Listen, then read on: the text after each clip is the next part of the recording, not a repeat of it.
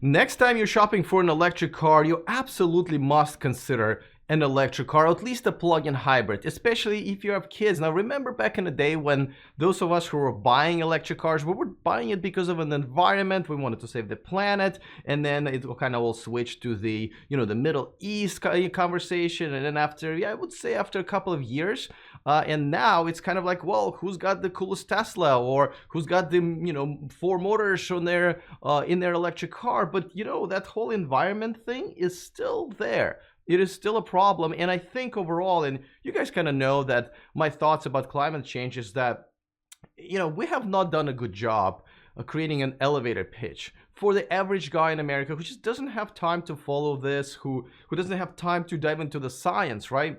We have to sell it to the masses, and I don't think we've done a good job. I mean, the global warming, the name itself wasn't exactly the right name, right? It's climate change, which is much, much better. It was at first, cars and planes, and then cow poop, and then the oceans, and we just haven't done a very good job. So, but we have another chance today because I have Maria Olano from Climate Exchange here to talk about it. And as you probably know, Climate Exchange has been our sponsor 2 years in a row now, and they're doing another a Tesla raffle, which absolutely everybody loves. They're only selling like 4,000 tickets, and even if you don't win the Tesla, which is like $195,000, any configuration you want, you're still going to be donating to this organization that's done so much for the environment, and we'll dive into that in a bit. But go to the description of this video and click on the link. So if you want to donate or buy the raffle ticket, it's definitely, every year I'm like, man, I can't buy one because I'm the advertiser. But I definitely think it's a great opportunity. I know quite a few people who bought, and they make great holiday gifts. All right, so without further ado, let me bring Maria here and we'll talk about it. Maria, how are you doing? Hi, Alex. I'm doing well. Thank you so much for having me on. Absolutely. I'm excited because, this conversation that's kind of been deprioritized lately, right? Because of all the cool Cybertrucks and, Teslas and, Rivians and stuff like that. And now Ford Mustangs. But we still have a problem. And so, let's start first. Let me ask you the question that we're kind of asking in this video. Why should people consider an electric car as they're shopping for their next car? Yeah, that's a great question. And I think the answer is a multitude of reasons. So first, electric cars are great because they carry no pollution onto themselves. So you can rest safe knowing that you're driving and you're not making your community and your family living in an environment that is more polluted.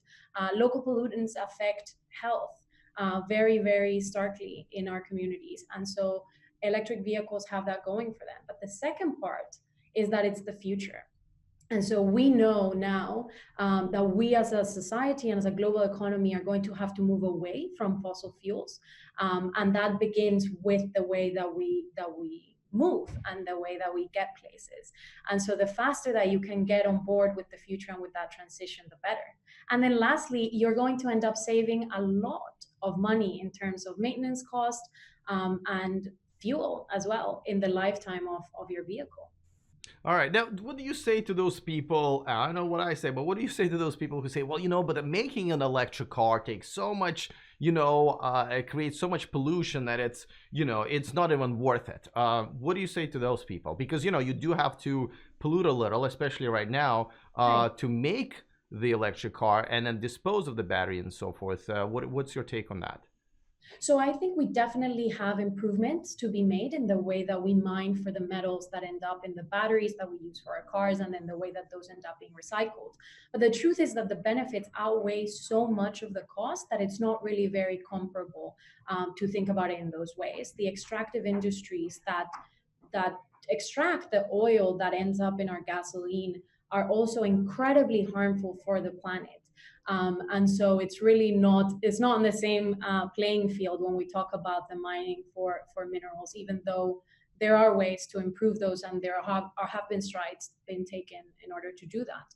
The other thing is that there is co-benefits that are massive, right, in terms of other uses for the batteries in the cars.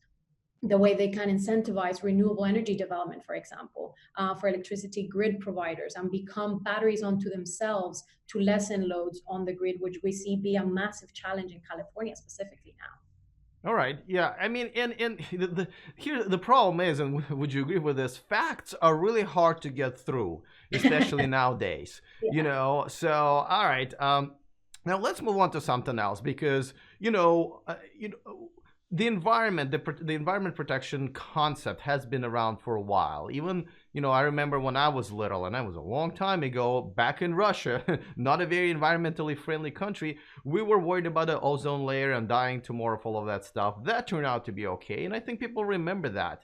Why this time around? The danger is bigger, and I'm hearing more and more that we're running out of time. If we don't really start changing stuff, things are really not going to turn out very well for our kids. Now, I don't have any kids, but I know a lot of people who do, and I want them to be around as well, if anything, to pay my social security taxes. So how can we make them, breathe when they're our age? Well, at least my age. So I think the first thing that we need to change in framing in terms of climate change and the climate crisis really is that this is no longer an issue for our children or future generations. And in truth, we're already living with the impacts of a changing climate today. We see that in terms of changing weather patterns. We see that in extreme weather events. We see it in crop failures around the world. And so understanding that this is something that, yes, will affect future generations, but it's actually already here. And it's affecting us now. And that is why and where the sense of urgency comes from. When we think through the ozone layer and what happened back then, it was an incredibly concerted effort by the international community to come in and regulate the refrigerants and the pollutants that were causing the hole in the ozone layer. That's why it got fixed and it got better.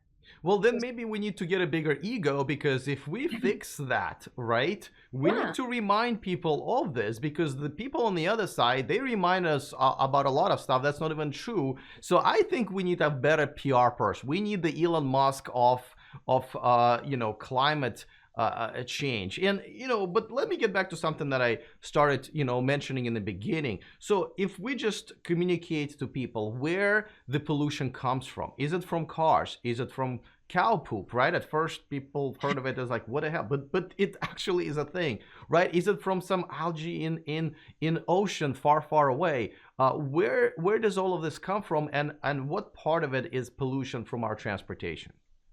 So that's a great point, and I actually think you really nailed it on the head when you say this has been a problem to communicate because it is such a massive challenge, right? And so when we talk about climate change, the sources of pollution as well as the way that they represent itself are huge, just as are the things that we're going to need to do in order to combat them. So about 25% of global emissions, greenhouse gas emissions, comes from the transportation sector. Of those, about 82% are directly from the use of cars. And so a lot of that as well is the use of airplanes, shipping cargo, public transit, all of these things. But our food systems also produce a massive amount of pollution. And that is where people take the cow poop or the fact that eating meat is probably not the best for the environment, is because the energy and the resources that it takes to make these productions, very similarly in terms of our clothing and where we come our fabrics and the sources of production there, are also incredibly polluting. So I would say the emissions breakout differs a lot by state, by city, by region, and by country. But overwhelmingly, the major sources of greenhouse gas emissions are energy generation in terms of electricity, and transportation.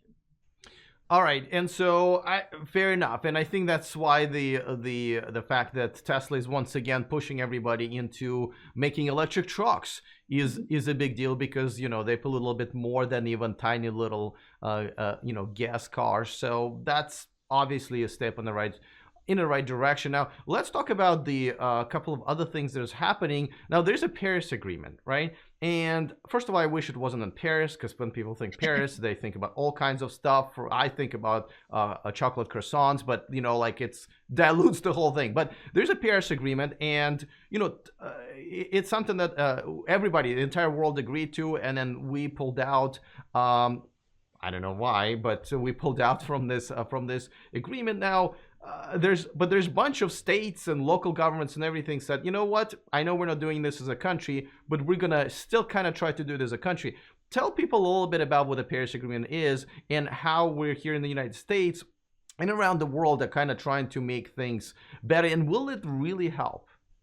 Yeah, so in 2015, 100 governments representing virtually every country in the world came together and agreed on this framework. Paris lives under the UNFCCC, which is the United Nations Framework Convention on Climate Change, and that's a mouthful. But that was an I think existing. you're doing it again. I think we need to come up with better names for this stuff, right? So, okay, all right. No, a lot of acronyms, so bear with me. All So right. the Paris Agreement, all the countries agreed that they had to limit emissions and warming to certain levels. The important thing to remember about Paris is that it all rests under the nationally determined contributions. That meant each nation would decide by itself how it would get to these emissions reductions that it needed. So the Paris Agreement unto itself was not prescriptive in how we were going to reduce emissions, but rather in the need for emissions to be reduced. Under the Trump administration, he made it very clear since he came into office that he intended to withdraw the United States from that agreement. But for that same reason that I just outlined, that it's not prescriptive, it means that municipalities and states can actually continue to reduce their emissions and actually be in line with the goals outlined internationally. And so after the announcement, 25 governors in the United States came together and formed what is called the United States Climate Alliance. Basically, what that means is these 25 states remain committed to keep their states under those emissions reductions goals outlined in the Paris Agreement. So just because the entire school is not volunteering doesn't mean that we can go out and volunteer in a bigger group. All right, I like that. So let's also talk about, are we going to die type of a question, right? Because, there's recent, I think UN just came up with some of the findings recently that, if we're not stopping this, things are really going to go bad for us. And, and we see people standing in the middle of, hurricanes, losing their, houses that are dogs are flying by in this tornadoes, and they go like, yeah, I don't really believe in climate change, right? So how do we change that, and how do we scare the crap out of these people that can actually get on board? Because obviously science is not going to help. It kind of has to be a personal story almost. What can we do for them? So I think you just nailed it. I think we need to change the story. And the first thing we need to do is this narrative of we're all going to die, or we have 10 years, 15 years, 20 years until the world ends, is just not real. The impacts of climate change are much, much more nuanced than that, right? It's not like we're going to wake up one day and the planet is going to explode, right? What is going to happen, though, is that every year that warming continues, we're going to see more and more of these impacts. We're going to see hurricanes that are worse and more frequent and hit communities as fast as they can't recover anymore, right? We're going to see agriculture fail around the world. And that's going to mean food shortages for people.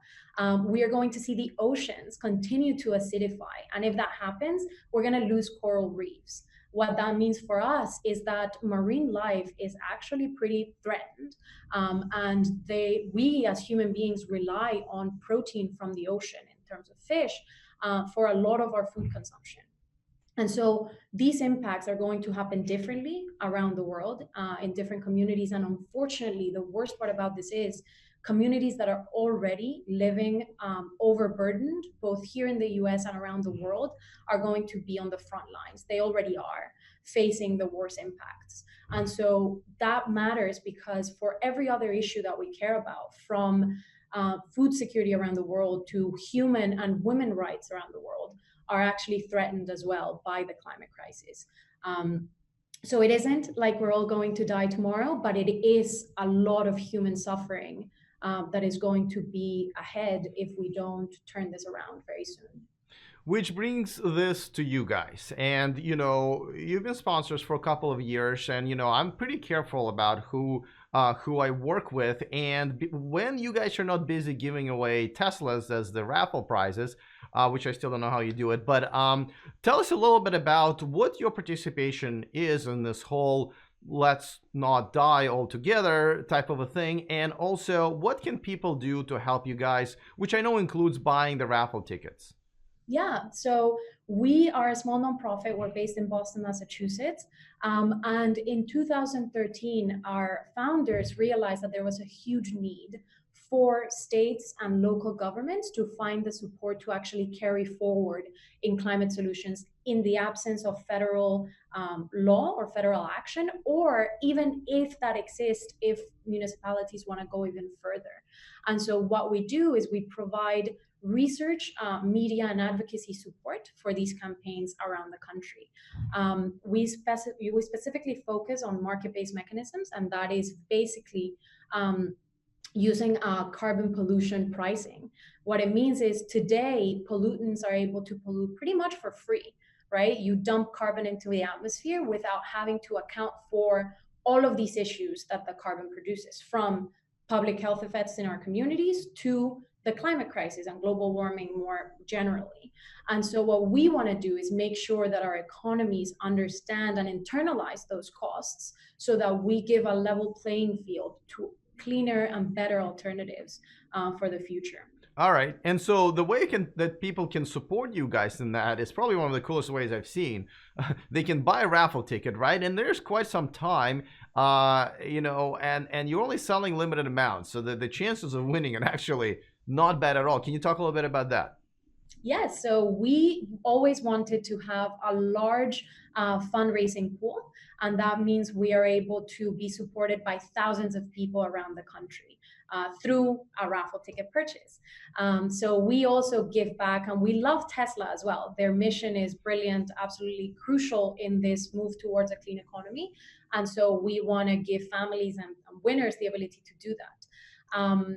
At the same time, we only sell 4,000 tickets. So these are going fast, and the idea is to sell out, meet our fundraising goals, and get back to work in passing the policies that we want to see passed in the United States.